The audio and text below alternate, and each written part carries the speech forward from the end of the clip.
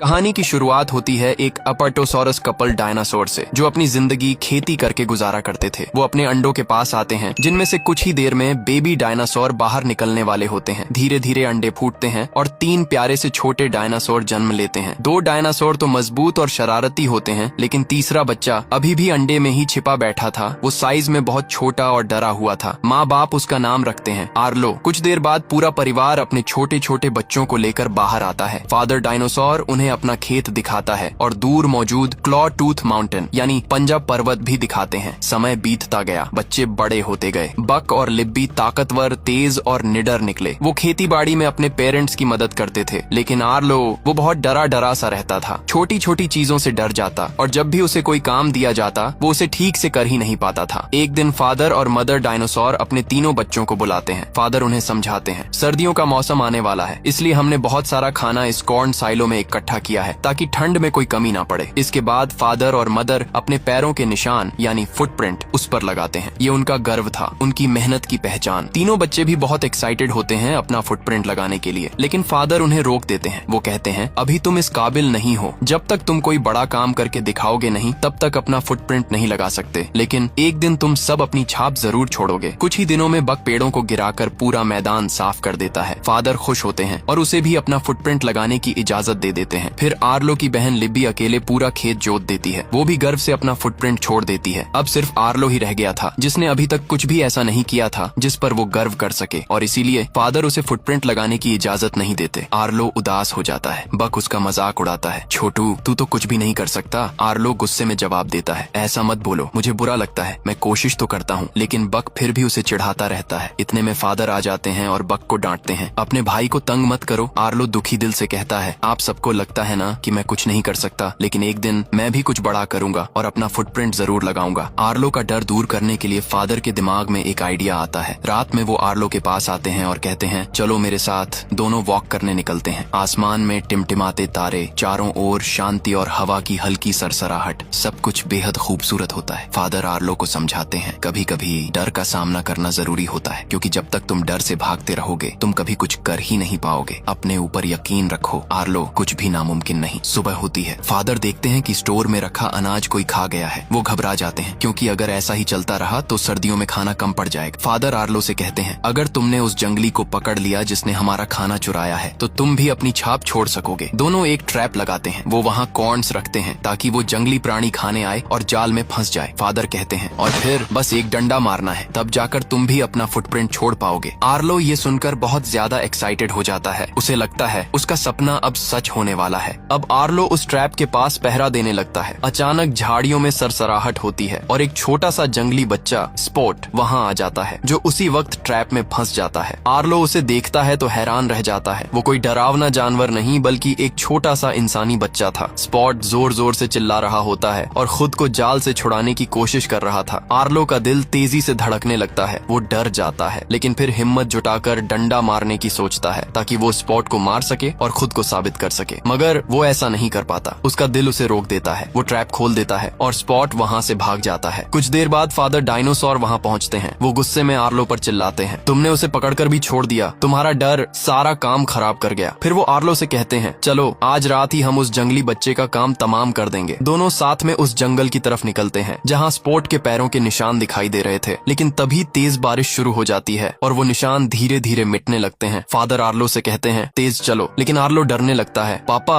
मौसम बहुत खराब हो रहा है, हमें वापस चलना चाहिए। मगर फादर उसे नजरअंदाज करते हुए आगे बढ़ते रहते हैं। आसमान में बिजली चमकने लगती है। गड़गड़ाहट इतनी तेज थी कि आर्लो का दिल जोर जोर से धड़कने लगता है। बारिश में फिसलते हुए आर्लो गिर जाता है। उसका पांव मुड़ जाता है। वो मुश्किल से उठता है और फिर से कहता है, पापा वापस चलो। फादर गहरी सांस लेकर कहते हैं, आर्लो मैं तुम्हें यूं ही डांटता नहीं हूँ, मैं चाहता हूँ कि तुम मजबूत बनो, डर पर काबू पाओ, वरना बड़े होकर कुछ नहीं कर पाओगे। फिर वो उसे वापस चलने को कहते ही हैं कि अचानक तूफान बहुत तेज हो जाता है और फिर फ्लैश फ्लड आता है। पानी का तेज बहाव हर चीज को अपने साथ बहा ले जा रहा होता है। फादर आर्लो से चिल्लाकर कहते हैं, बेटा ऊपर चढ़ो जल्दी। वो अपनी गर्दन से आर्लो को ऊपर उछाल देते हैं। आर्लो किसी तरह सुरक्षित ऊंचाई पर पहुंच जाता है, लेकिन फादर खुद को बचा नहीं पाते। पानी का तेज बहाव उन्हें बहा ले जाता है। कुछ समय बाद आर्लो टूटे दिल के साथ घर लौटता है। अब जिम्मेदारी और काम दोनों बढ़ चुके थे, क्योंकि पिता अब नहीं रहे थे। आर्लो सबके साथ खेत में मेहनत करता है, लेकिन अंदर से वो बेहद उदास होता है। एक दिन जब वो स्टोर में कॉर्न रखने जाता है तो देखता है वही जंगली बच्चा स्पॉट फिर वहाँ आ गया है। आर्लो का गुस्सा फूट पड़ता है क्योंकि उसे लगता है स्पॉट की वजह से ही उसके पिता मरे हैं। वो स्पॉट को पकड़ने के लिए उसके पीछे भागता है और आखिर में उसे पकड़ भी लेता है, लेकिन उसी दौरान आर्लो फिसलकर नदी में गिर जाता है। तेज वेव उसे बहा ले जाती है। वो एक चट्टान से टकराकर बेहोश हो जाता है। जब आर्लो को होश आता है तो वो खुद को नदी किनारे अकेला पाता है। चारों ओर अजनबी इलाका, घना जंगल और वो पूरी तरह खो चुका था। अचानक उसकी नजर स्पॉट पर पड़ती है जो दूर खड़ा उसे देख रहा था। आर्लो नदी को देखता है और उसे अपने पिता की वो बात याद आती है, अगर कभी रास्ता भटक जाओ तो नदी को फॉलो करना, ये तुम्हें घर तक जरूर ले जाएगी। अब आर्लो नदी के किनारे किनारे चलने लगता है। लंबा सफर तय करने के बाद भूख से उसका बुरा हाल हो जाता है। उसी वक्त उसे ऊपर पेड़ पर जामुन जैसा एक फल नजर आता है। वो एक पत्थर पर पैर रखकर उसे तोड़ने की कोशिश करता है, लेकिन पत्थर फिसल जाता है और उसका पैर उसमें फंस जाता है। वो बहुत कोशिश करता है लेकिन पैर निकल नहीं पाता। सारा दिन गुजर जाता है, फिर रात हो जाती है। थका हुआ आर्लो वहीं सो जाता है। सुबह जब उसकी आंख खुलती है तो उसे एहसास होता है उसका पैर आजाद हो चुका है। वो नीचे देखता है, मिट्टी में छोटे छोटे पैरों के निशान हैं। आर्लो समझ जाता है ये स्पॉट के निशान हैं, यानी स्पॉट ने ही उसका पैर छुड़ाया था। पहली बार आर्लो को एहसास होता है जिस बच्चे को वो दुश्मन समझ रहा था वही उसकी मदद कर रहा था।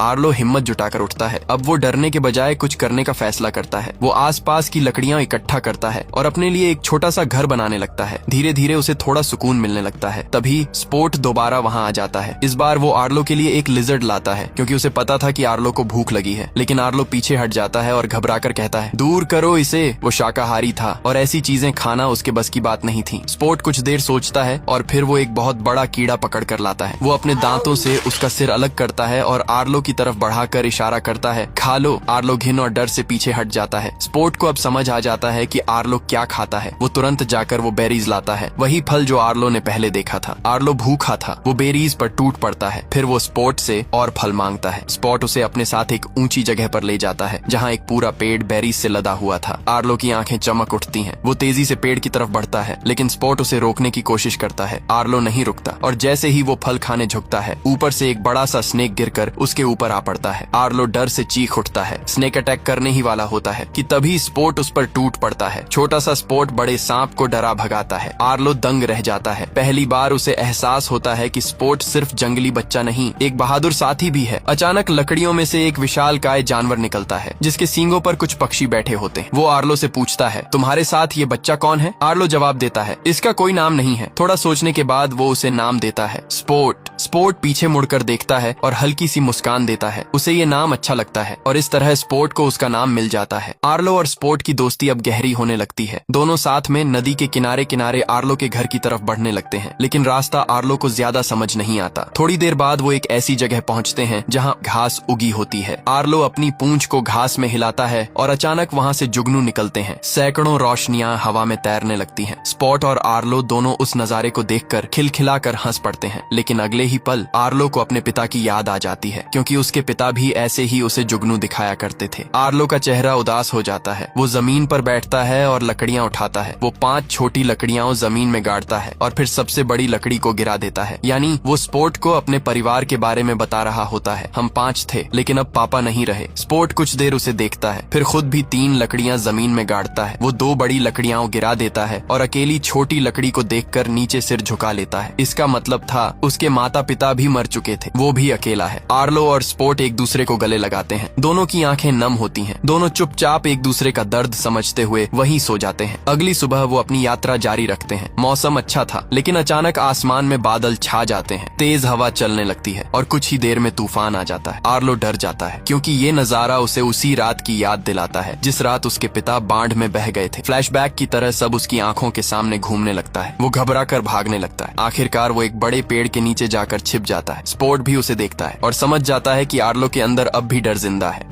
जब आर्लो की आंख खुलती है तो वो पाता है कि वो नदी से काफी दूर आ गया है। कहीं भी पानी नजर नहीं आता और अब उसे घर का रास्ता समझ में नहीं आता। दिल भारी हो आता है और वह उदास सा आगे बढ़ता है। थोड़ी ही देर में वह अजीब और गरीब परिंदों का एक झुंड देखता है। वे दिखने में खतरनाक और डरावने लगते हैं। आर्लो उनसे पूछता है कृपया बताइए नदी किस तरफ है, मुझे घर जाना है। पर वे परिंदे झूठ बोलते हैं कि वे तूफान में घायल हुए जानवरों की मदद कर रहे हैं। तुम्हें भी हमारी मदद करनी चाहिए। आर्लो एक फॉक्स को बाहर निकालता है, लेकिन परिंदे परिंदे उसे ही निगल जाते हैं। फिर वे बार बार स्पोर्ट के बारे में पूछते हैं। सरदार परिंदा शक करता है और स्पोर्ट को पकड़ने के लिए निकल पड़ता है। आर्लो उस पर झपटता है, स्पोर्ट को कमर पर उठाकर तेज दौड़ने लगता है और तभी सामने दो बहुत बड़े जायंट डायनासोर दिखाई देते हैं जो दरअसल अच्छे होते हैं। उड़ने वाले परिंदों ने दोनों को पकड़ने की कोशिश की, लेकिन जायंट डायनासोर आकर उन्हें बचा लेते हैं। कुछ ही देर में वहाँ एक और बड़ा डायनासोर आता है जो इन दोनों का पिता होता है। जायंट डायनासोर का पिता गंभीर स्वर में कहता है, तुम्हें यहाँ नहीं आना चाहिए था, यह इलाका खतरों से भरा है। आर्लो बताता है, मैं यहाँ गलती से आ गया, क्या आप मुझे नदी का रास्ता बता सकते हैं, पंजा पर्वत वाली नदी? लेकिन पिता डायनासोर कहते हैं कि हमारे पास समय नहीं है, हमें अपनी भैंसें ढूंढनी है। आर्लो मदद करने की इच्छा जताता है और बताता है कि स्पोर्ट की नाक बहुत तेज है, वह भैंसों की खुशबू सूंघ कर उन्हें ढूंढ सकता है। जायंट डायनासोर कहते हैं कि ठीक है, पर वहाँ चोर भी घूम रहे हैं। वे आर्लो से कहते हैं कि पास में जो बड़ा पत्थर दिख रहा है वहाँ जाकर जोर से चिल्लाओ ताकि जो चोर हमारी भैंसें चुराते हैं वे बाहर आ जाए। आर्लो डर रहा था, पर उसे घर भी वापस जाना था, इसलिए वह पत्थर पर चढ़कर चिल्लाने लगता है, पर उसकी आवाज बिल्कुल नहीं निकलती। तभी स्पोर्ट उसके पांव पर जोर से काटता है और आर्लो दर्द में जोर से चिल्ला उठता है। उसकी आवाज सुनकर भैंसें वापस आने लगती हैं, लेकिन साथ ही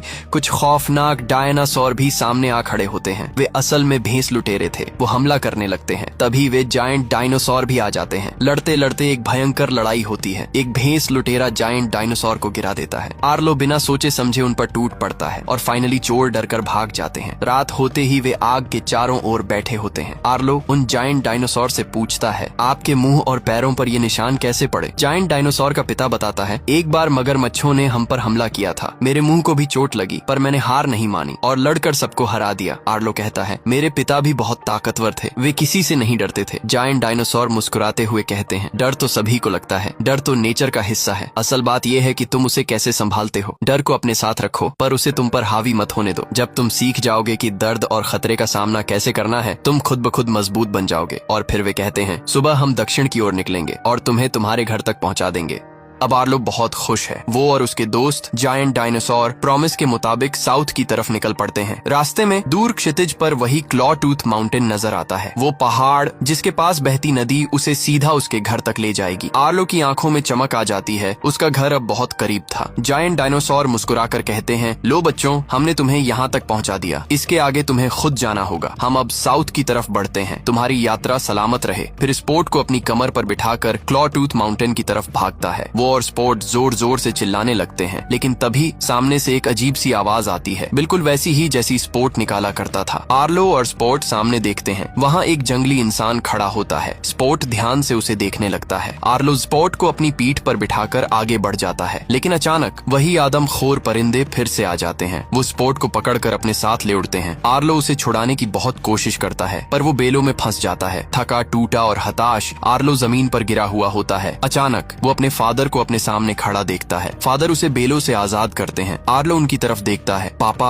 आप वापस आ गए, आप यहीं थे। लेकिन तभी आर्लो नोटिस करता है मिट्टी पर उसके कदमों के निशान तो हैं, पर पापा के नहीं। उसे एहसास होता है ये तो उसकी इमेजिनेशन थी। फादर की आवाज उसके जहन में गूंजती है, स्पोर्ट ने तुम्हारी जान बचाई थी, अब तेरी बारी है, उसे तुम्हारी जरूरत है। आर्लो की आंख खुलती है, वो बेलें तोड़ता है और परिंदों के पीछे भाग पड़ता है। वो जोर जोर से स्पोर्ट को पुकारता है। अंधेरे में स्पोर्ट की हल्की सी आवाज आती है। वो लकड़ी में छिपा होता है और परिंदे उस पर झपट रहे होते हैं। आर्लो जोर से दहाड़ता है। स्पॉट भी हिम्मत दिखाता है, एक परिंदे का पंख काट देता है। आर्लो एक लकड़ी उठाकर हमला करता है, परिंदे को गिरा देता है। लेकिन तभी आसमान में बादल गरजते हैं और फ्लड आ जाता है। तेज बहाव में पेड़, पत्थर, लकड़ियां सब बहते हुए आ रहे थे। आर्लो कुछ नहीं सोचता, वो नदी में कूद जाता है। वो स्पोर्ट को पकड़ लेता है और बड़ी मुश्किल से किनारे पर लेकर आता है। स्पोर्ट घायल है और आर्लो भी बुरी तरह चोटिल हो चुका था, लेकिन दोनों जिंदा हैं। अब वो वापस आगे बढ़ने लगते हैं। अब रास्ते में वही जंगली इंसान दोबारा नजर आता है। इस बार आर्लो उसे रोकता नहीं, वो स्पॉट को अपनी पूंछ से नीचे उतारता है। स्पॉट हिचकिचाते हुए उस आदमी के पास भागता है और देखता है वो उसका फादर है। उसकी मदर और भाई बहन भी वहाँ खड़े होते हैं। स्पॉट का फादर उसे गोद में उठा लेता है और उसे कसकर गले लगाता है। स्पॉट की आंखों में चमक और आर्लो की आंखों में नमी आ जाती है। स्पॉट मुड़कर आर्लो को देखता है। वो उसके पास आता है और उसकी पीठ पर चढ़ जाता है, मानो कह रहा हो मैं तुम्हें छोड़ना नहीं चाहता। आर्लो उसे धीरे से कहता है, नहीं नहीं स्पोर्ट, तुम्हारी जगह यहाँ है, तुम्हारे अपने लोगों के पास। तुम भी प्यार और केयर डिजर्व करते हो। दोनों एक दूसरे को उदासी भरी नजरों से देखते हैं। स्पोर्ट धीरे धीरे अपनी फैमिली की ओर लौट जाता है। आर्लो अब अकेला है, लेकिन पहले से कहीं मजबूत। वो घर की तरफ बढ़ता है और कुछ देर में उसे दूर से अपना घर दिखाई देता है। उसकी आंखों से आंसू बहने लगते हैं, पर इस बार ये आंसू कमजोरी के नहीं, खुशी के थे। उसकी मदर, बक और लिबी भागते हुए उसके पास आते हैं और पूरा परिवार एक जायंट हग करता है। और अब वो आखिरकार कॉर्न साइलो पर अपना फुटप्रिंट लगा देता है। आर्लो और स्पोर्ट की ये कहानी हमें सिखाती है कि दोस्ती और हिम्मत हमें हर तूफान पार करा सकती है। अगर ये कहानी आपके दिल को छू गई हो तो चैनल को सब्सक्राइब करें और नीचे अपना प्यार जरूर छोड़ें।